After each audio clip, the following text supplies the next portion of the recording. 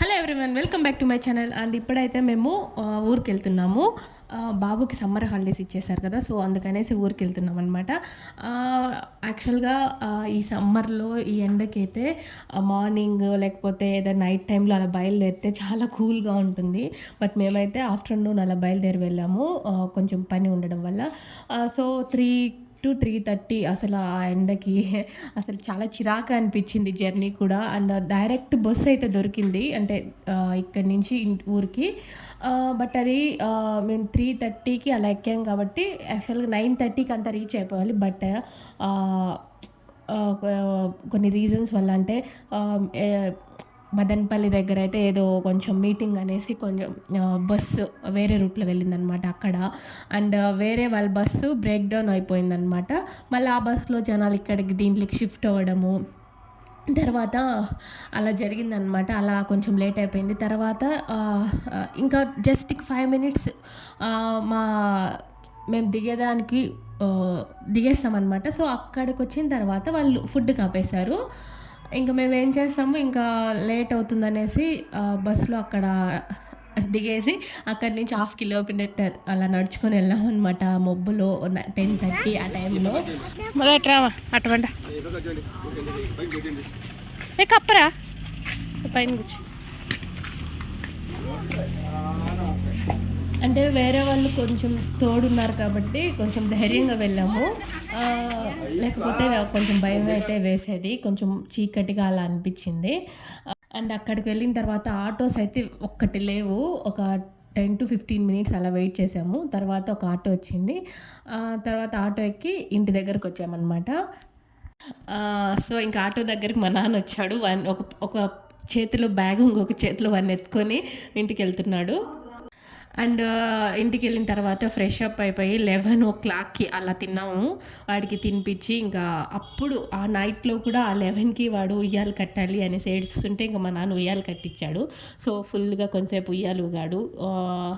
కొంచెం సేపు అంటే బస్సులో కొంచెం సేపు నిద్రపోయాడు కాబట్టి వాడికి నిద్రే రాలేదు. ఒక 12కి అలా నిద్రపోయాడు అనమాట.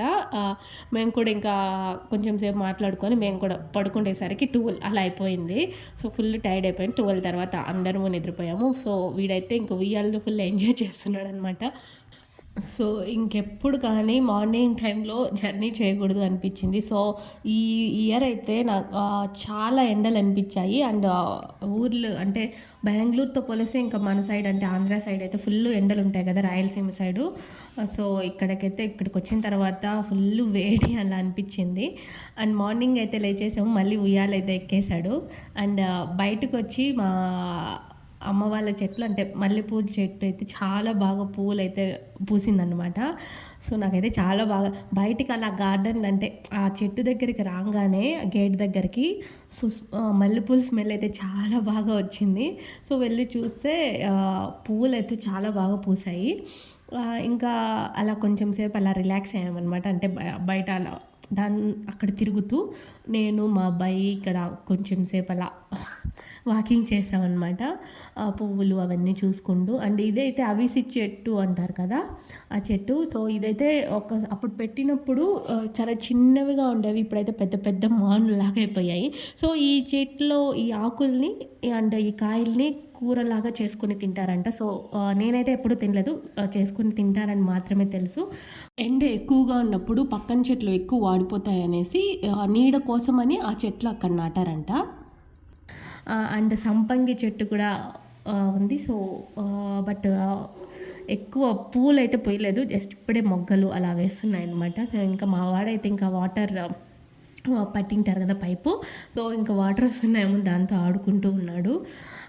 సో నైట్ 10:30, 11 అయింది అని చెప్పాను కదా. సో ఇంకా మార్నింగ్ లేచి బ్రేక్ఫాస్ట్ చేసుకొని మేము మళ్ళీ మా అత్త వాళ్ళ ఊరికి బయలుదేరి వెళ్ళిపోయాము. సో ఇక్కడి నుంచి మా అత్త వాళ్ళ ఊరికి జస్ట్ 15 to 20 minutes అంతే. యాక్చువల్గా అయితే మా అత్త వాళ్ళ ఊరికి డైలీ బస్సెస్ ఉంటాయి. మళ్ళీ ఆ రోజు ఏంటంటే ఇటు సైడ్ ఎలక్షన్స్ టైం కాబట్టి ఏదో మీటింగ్స్ అనేసి ఒక 2-3 days అలా నిలిపేశారు.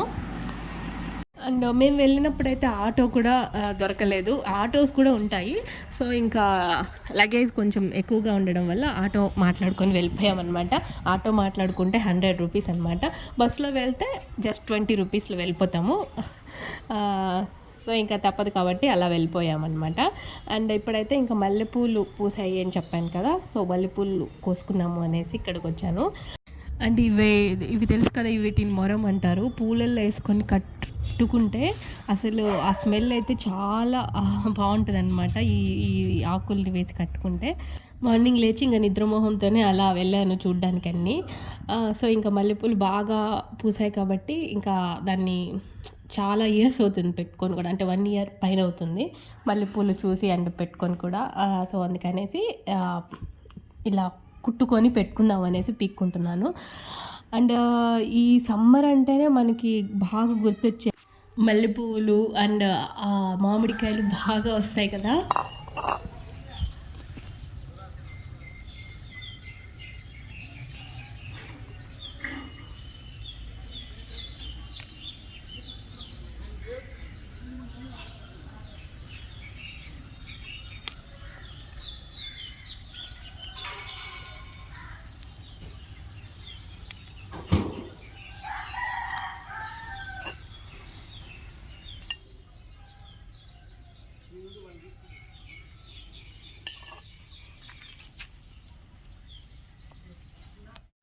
మా అమ్మ వాళ్ళ ఇంట్లో మా అమ్మ 2 మల్లెపూలు, అంటే 2 రకాల మల్లెపూ చెట్టు నాటింది. ఒకటొచ్చి ఇప్పుడు నేను కోస్తున్నాను కదా పువ్వులు, ముద్దగా ఉంటాయి కదా, 4, 5 రేకులు ఉండేటివి అలాంటిదొకటి. అండ్ సింగిల్ రేకు ఒంటి రేకు మల్లెపూలు ఉంటాయి కదా, సో అలాంటివి. సో నేను వెళ్ళినప్పుడైతే ఈ చెట్లు బాగా పూసాయి. అండ్ ఇంకొక చెట్లు అయితే పెద్దగా, అంటే అప్పుడప్పుడే పూత అలా వస్తాయి, అంటే మొగ్గలు అలా వేస్తున్నాయన్నమాట. సో ఈ చెట్లు అయితే బాగా పూసాయి. సో కట్టుకుంటే మాత్రం 1.5 మూర 2 మూరల వరకు వస్తుంది. కుట్టుకుంటే జస్ట్ నాకైతే, నేను కుట్టినప్పుడైతే నాకైతే 1 మూర వరకే వచ్చింది. సో మనకి మల్లెపూలు నేను ఎంత కట్టినా అది మళ్ళీ ఊడిపోతూ పడిపోతూ ఉంటాయన్నమాట. సో అందుకనేసి నేను మల్లెపూలు వరకు మాత్రం బాగా కుట్టుకుంటాను.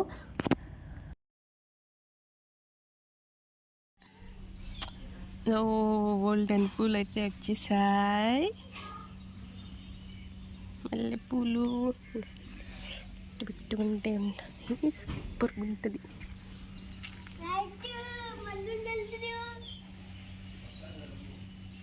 మళ్ళీ ఈ రోజుటికైతే పువ్వులు మళ్ళీ పూసేస్తాయి అన్నమాట అవి. అండ్ ఇది వచ్చి నల్లేరు చెట్టు అన్నమాట.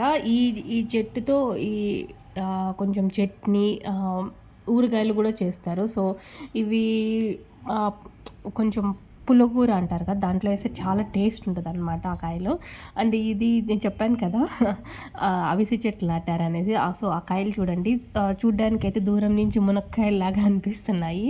సో ఎవరైనా దూరం నుంచి చూసేవాళ్ళు ఎంత బాగా పండాయి మునక్కాయలు అనుకుంటారనమాట, అలా వచ్చాయి.